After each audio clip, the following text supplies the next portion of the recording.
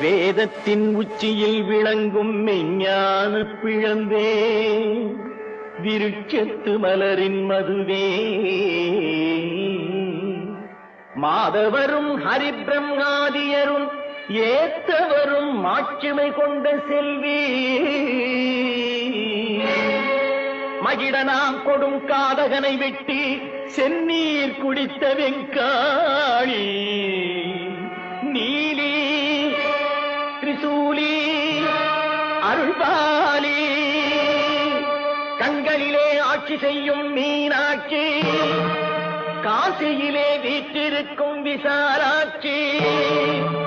காஞ்சியிலே கோயில் கொண்ட காமாட்சி